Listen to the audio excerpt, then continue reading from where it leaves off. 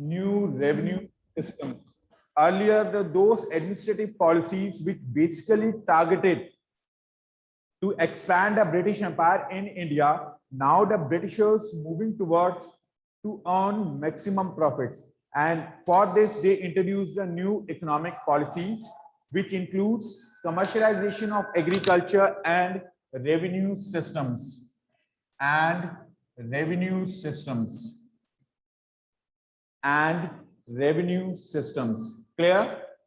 So after the Battle of Buxar, the Mughal Emperor, existing Mughal Emperor, it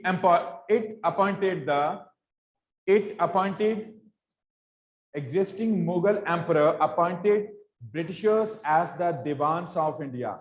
Remember, after the Battle of Buxar, in Battle of Buxar fought in 1764, in 1765, when Mir Jafar died, after the death of Mir Jafar, Mughal Emperor, it appointed the company as the Diwan of Bengal, Bihar, and Odisha.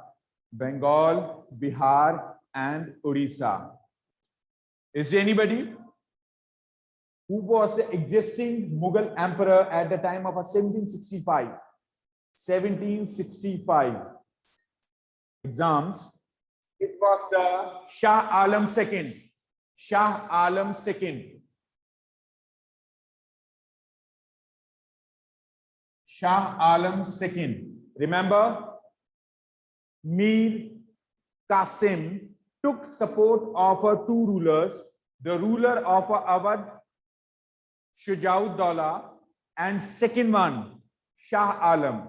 Shah Alam, Shujauddaulah, Mir Qasim. They collectively fought a battle against our Britishers, which is known in history as a Battle of Buxar in 1764. 1764. After 1764, Mir Qasim exiled from the Bengal. Clear? Shujauddaulah, it was penalized around the 5 lakh rupees. And in the other side, Shah Alam, the areas occupied by the Britishers.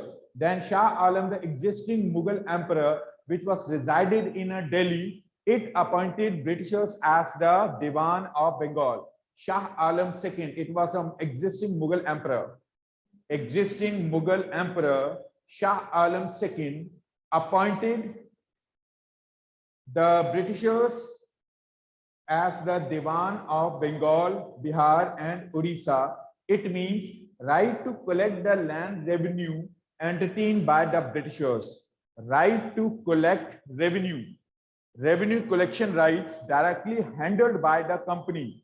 Earlier, which was handled by the ruler, by the Nawab of Bengal. Now, the company will be responsible as the collection of revenue.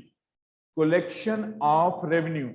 So when the Britishers, they became as a Diwan of Bengal, they took some of the changes in a revenue collection. Revenue collection. For which they introduced the commercialization of agriculture. Means earlier that agriculture which generally for a subsistence, for survival. Subsistence means survival. Before of the invasion of the Britishers, in India, agriculture generally occur for a subsistence survival. Farmers produce the goods, farmers produce the crops for their family needs, not for the earning profits. Britishers introduced the commercialization of agriculture, in which they introduced the cash crops. Such crops which were high demanded in European countries, like opium, tea, coffee. Opium, tea, coffee, and indigo. Opium is a kind of a drug. This is a drug used in a medicinal purposes. Tea, coffee, and fourth one is indigo. Indigo is a dye. Indigo is a blue texture dye used for coloring the clothes. Coloring the clothes. Clear? So these crops high demanded in European countries, which were introduced by the Britishers in India to earn maximum profits. Clear? And second one, they changed the revenue systems. They introduced the different revenue systems in India. different revenue systems in India. First, permanent system, permanent settlement system, permanent settlement system, permanent settlement system, or zamindari system. This is also known as the zamindari system. Zamindari system. Second, Mahalwadi system. Mahalwadi system. Third, Ryotwadi system. Ryotwadi system. Ryotwadi system. Before of the introduction of these three systems, earlier there was as the Ijadari system. Before the introduction of a permanent settlement system, there was a system which was practiced by the rulers named as a Ijadari system. IJAR, Ijadari system.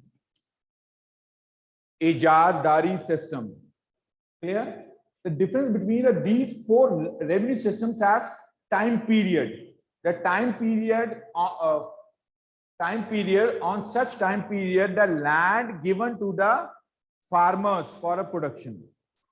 For production, zamindars, landowners owned their land, distribute their land among the landless farmers. Such farmers produced the crops and paid the rent, paid the revenue to the zamindars, to the landlords. Clear? And such landlords paid the revenue to the company officials. This was as an interlink. Company officials appointed as a landlords. Such landlords distributed the land among the poorest. Such poor farmers, they produce the crops. Clear? After the production, after the harvesting, they paid the revenue to the landlord, and landlord paid the revenue to the company officials. Clear? So basically, it's a difference between these four systems as the time period. On such time period, the land which was given to the landlords or to the farmers. Clear? Let's elaborate them. Let's start from the Ijadari system first. Ijadari, which was practiced in India by the rulers. In Ijadari system, land allotted to farmers for 5 years. For 5 years. Land given to the farmers for the 5 years. So under such 5 years, farmers bound to pay revenue on annual basis. On annual basis, they paid revenue to the landlord, zamindars, landlords. Clear? In any case, if farmer failed to pay the amount of revenue on time, to landlord, under such circumstances, their land rights captured or take back by the landlords. They given such land to some other farmer which paid the revenue on time. Clear? This was as an Ijadari system which practiced in India at the early phase of Britishers. When Britishers they advent over India, under such circumstances, this Ijadari system is practiced in India for collection of revenue. Clear?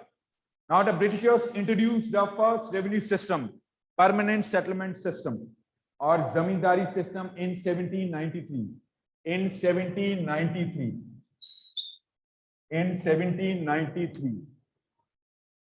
zamindari system introduced by the Lord Cornwallis in 1793. Lord Cornwallis in 1793. Permanent settlement system introduced by the existing Governor General of India, Lord Cornwallis.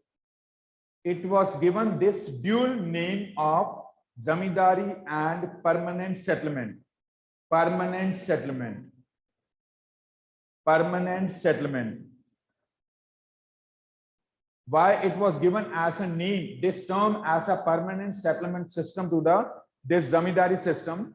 Reasons are: first, what are the reasons responsible for, or write a short note on a permanent settlement system? What are the reasons responsible for to become zamindari system as permanent settlement system. Permanent settlement system. First is the zamindars of Bengal, Bihar, and Orissa. The zamindars of Bengal, Bihar, and Orissa were hereditary owners. Hereditary means such rights which are transferred from generation to generation. That land occupied by the fathers, it will transfer towards the next generation. Hereditary owners. Hereditary owners. Zamindars of Bengal, Bihar, and Orissa were hereditary owners of the entire land.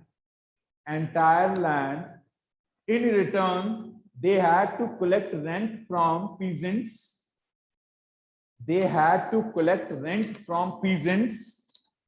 And pay a fixed amount of revenue to the company.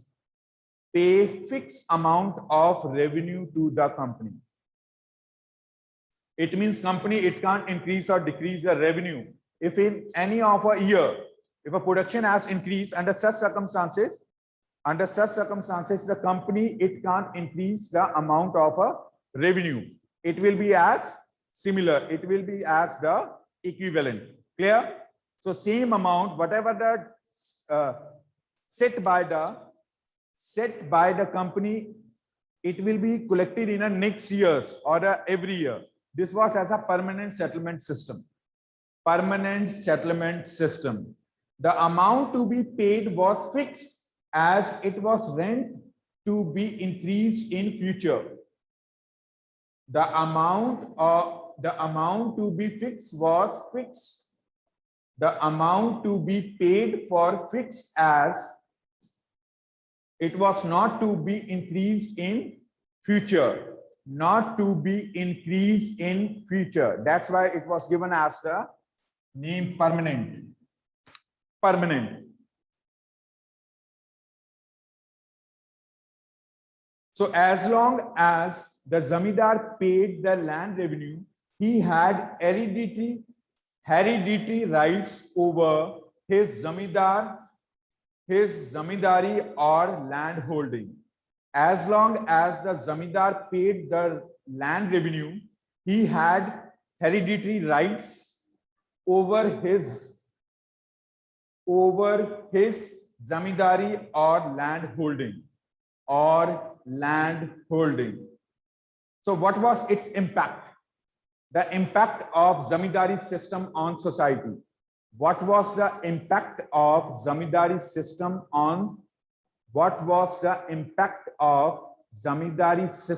on society? First, what was its impact? First, it helped the Britishers to do financial planning. It helped the Britishers for financial planning. It means as Britishers, they can set their targets or the aims, such aims which can be achieved on a fixed income. It means after a year, they will be as a fixed income, it will be as paid by the landlords, by the zamindars to the company. Then the company, it can set their targets or the aims or their planning according to that particular salary or earnings which will occur or earned from the zamindars. Second, it was also expected that the zamindars would show. It was also expected that the zamindars would show interest in improving cultivation. Because they owned land permanently. If I am having as a land permanently, I will do the work for improving the land fertility. Clear? If a land given to the person on a shorter tenure of time for a fixed period of time means as a 4, 5, 10, 20 years, it means the person, it will not do the work for the protection of a land fertility. It will try to exploit the land resource. But in this system, landlords, they own the land on a permanent basis. They work for improving the fertility of soils. fertility of soils, means they support the farmers for production. In permanent settlement system, landlords supported farmers in production. Supported farmers in production. Clear? Third, the revenue demand of the state would not be increased. The revenue demand of the state would not be increased. The zamindars would get benefit of the increased production from land. Company, it can't increase the revenue. But if in any of a year, if the production has increased, under such circumstances, the more production beneficial for the landlord, beneficial for the zamindar. Agar production zyada hoti hai, it means the extra production, the earnings from the extra production, it can use by the zamindars for their own. It is not bound to pay to the company. Agar zamindars ki jagah company hoti, if company responsible for the collection of our rights, then all such profits earned by the company. But there are the landlords, intermediaries, they're responsible for collection of a revenue from farmers. If more production is there, then the more profits for the landlords, not for the company. Fourth one, the zamindars face a serious problem. Zamindars face serious problem in that state when disasters occur. If drought occur, if floods occur, under such circumstances, production is not possible. How can a farmer will pay the revenue to the zamindar, to the landlord, and how can a zamindar pay the revenue to the company? Under such circumstances, zamindars paid revenue from their own side. At the state of a disasters, zamindars paid revenue to company from their side because they faces as a losses. There is not as a other substitute. Company charge as a revenue and the landlords bound to pay the revenue to company. If the disaster occur, production is not raised, then how can a farmer, how can a peasants, they can pay the revenue to the landlords? Landlords bound to pay the revenue to company to their own. Clear? In 19th century onwards, when the prices of grains were raised and cultivation expanded, zamindars enjoyed heavy profits. They earned heavy profits. In 19th century, when hike in prices of grains, zamindars earned more profits. Zamindars earned more profits. Revenue set by the company 10, 20, 30, 40 years earlier. But now as increasing the prices of a goods, farmers earned more money and more money given to the zamindars. Then the zamindars earned more profits. So these were as a main impacts on society, on zamindars through the permanent settlement system. Clear? Permanent settlement system. What were the problems associated with the permanent settlement system? First,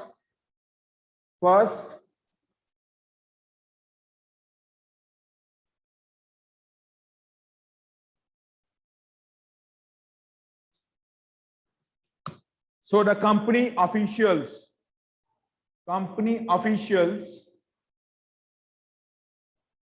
they were not emphasizing over improvements in land. Company officials not work for improvements in land.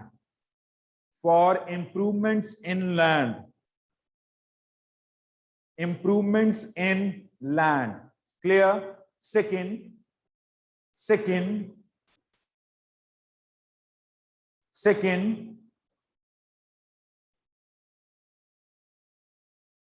in permanent settlement system,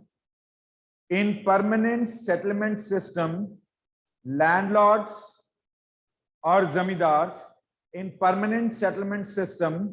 zamindars bound to pay fixed amount of revenue,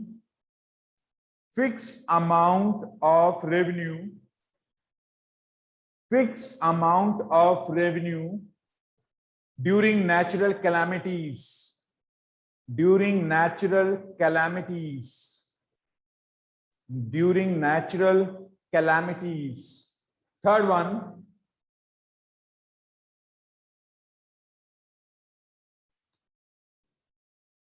due to deficiency of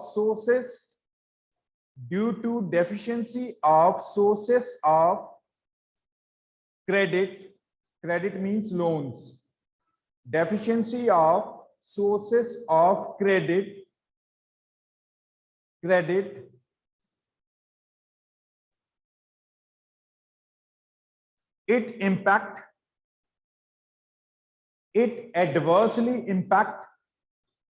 it adversely impact on farmers.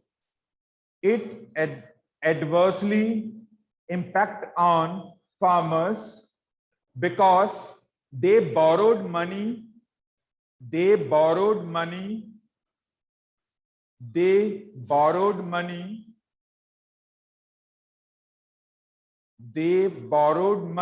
from moneylenders, which charge high interest rate, high interest rate. Clear? High interest rate. Now the next one, next revenue system,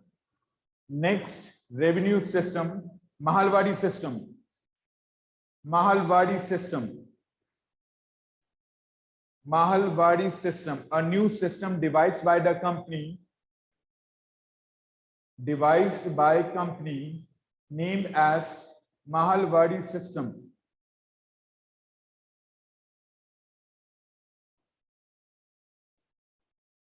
Mahalwadi system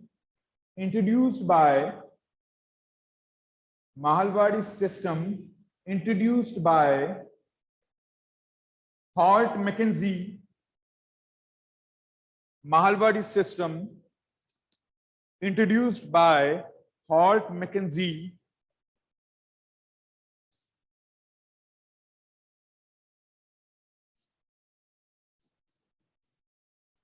in 1822.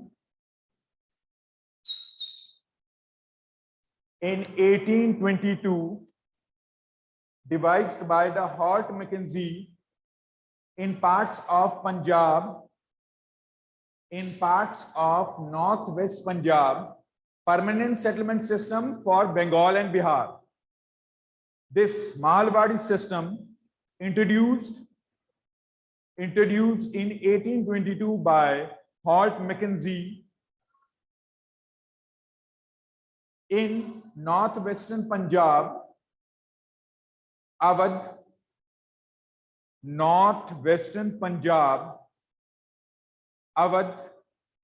and northwestern Bengal,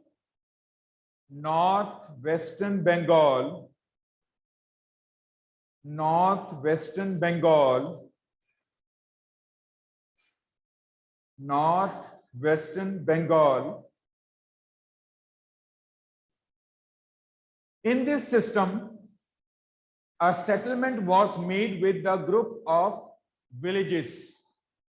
In this system,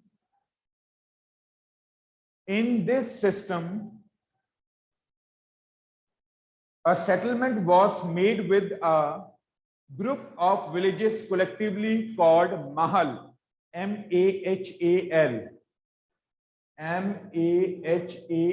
Mahal, M-A-H-A-L, Mahal. The literal meaning of a Mahal is a palace. Literal meaning. Generally, the Mahal means as the palace, but in this context of this revenue system, the group of villages known as Mahal, group of villages known as Mahal. The estimated revenue of each plot of land within the village was added up to calculate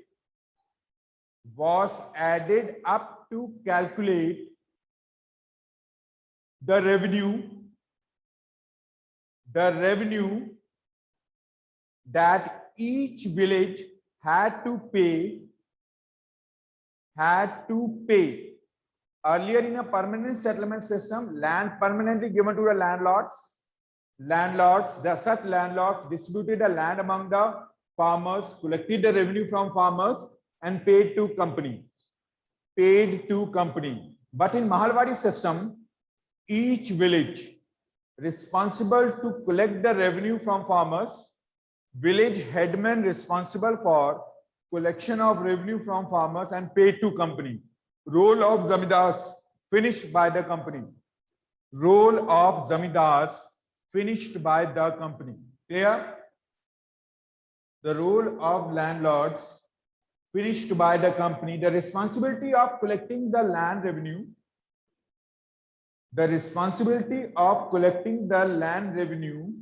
And paying it to the company was given to the village headman. Village headman means sarpanch ho sakta hai. Any of the dignitary belong from that particular village responsible for collection of revenue and paid to the company. That was named as a village headman. So through this system, the British tried to preserve the villages as an important social institution. Through this system, the British tried to preserve the villages as an important social institution of North India.